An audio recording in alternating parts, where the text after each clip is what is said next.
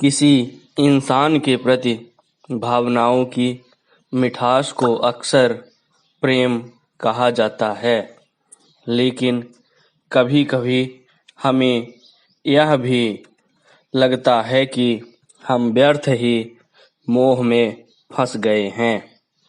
हम यह कैसे पता लगा सकते हैं कि हमारे भीतर सच्चा प्रेम है या फिर हम मोह से घिरे हुए हैं? लोग अक्सर पूछते हैं कि प्रेम में इतना ज़्यादा कष्ट क्यों होता है।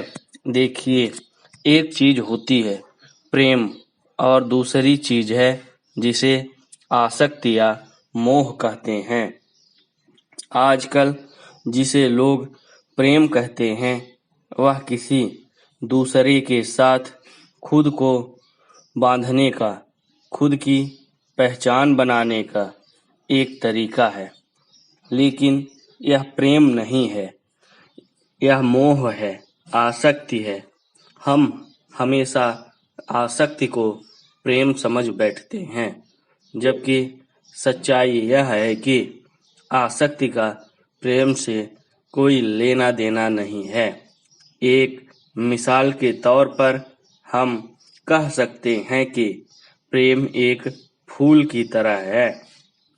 एक बार जब फूल आपके जीवन में जगह बना लेता है तो आपको इसकी देखभाल करनी पड़ती है, इसको पोषण देना होता है, इसे खिलाने के लिए सही माहौल बनाने की ज़रूरत होती है।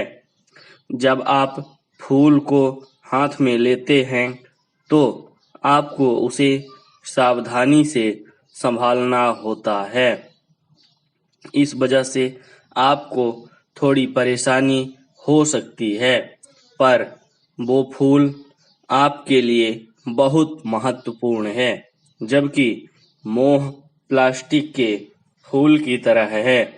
यह बेहद सुविधाजनक है, लेकिन जब यह आपके जीवन में आता है तो चिंता और बेचैनी भी साथ लाता है।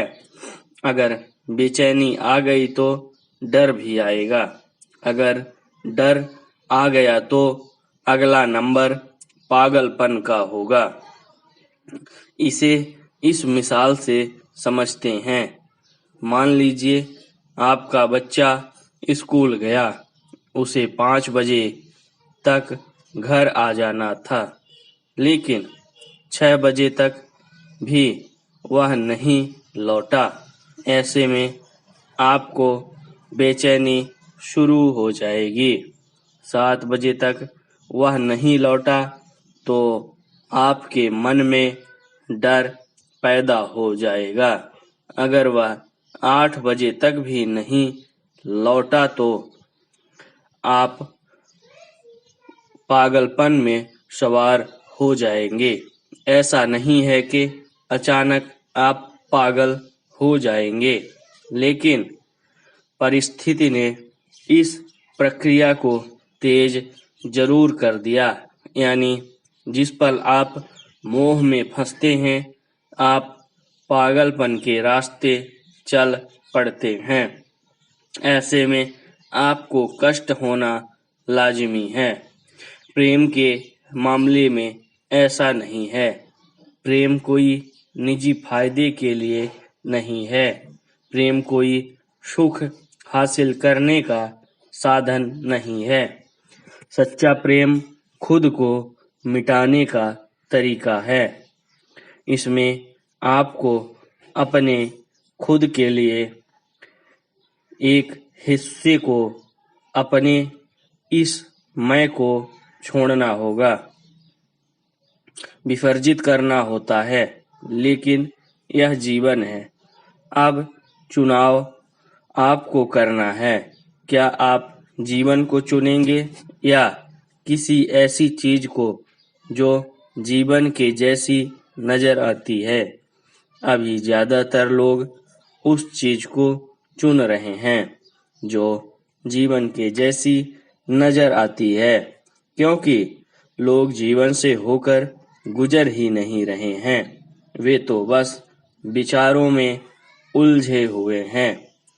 90% मामलों में ऐसा होता है कि लोग जीवन के बारे में बस सोचते रहते हैं।